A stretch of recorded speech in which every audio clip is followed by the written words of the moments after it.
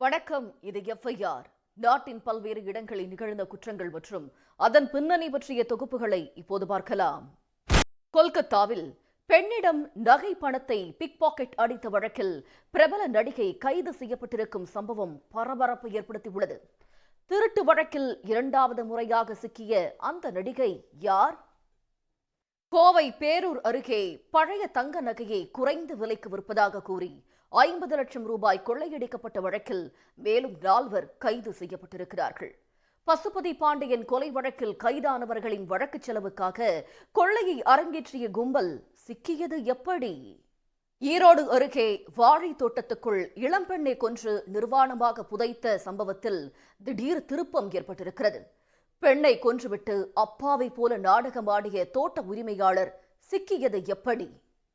திருத்தணி அருகே பத்திரை எழுத்தரின் வீட்டின் பூட்டை உடைத்து 100 சவரன் நகை, 2 கிலோ வெள்ளி, 1 லட்சம் ரூபாய் பணத்தை மர்ம நபர்கள் கொள்ளையடித்து சென்றிருக்கிறார்கள்.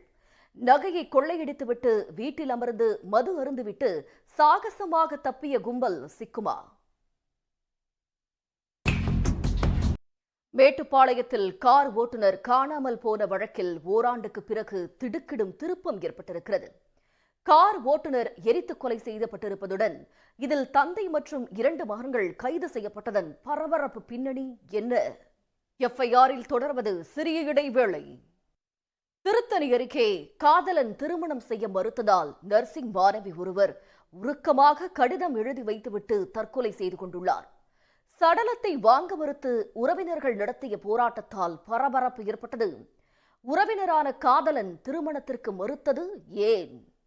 திருச்சி அருகே நேர்முக தேர்வுக்கு செல்வதாக கூறிவிட்டு சென்ற முதுநிலை பட்டதாரி பெண் வனப்பகுதியில் எரிந்த நிலையில் சடலமாக மீட்கப்பட்ட வழக்கில் திடீர் திருப்பம் ஏற்பட்டுள்ளது.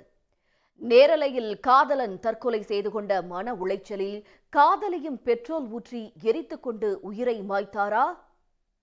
இத்துடன் எஃப்ஐஆர் நிறைவு பெறுகிறது. நன்றி, வணக்கம்.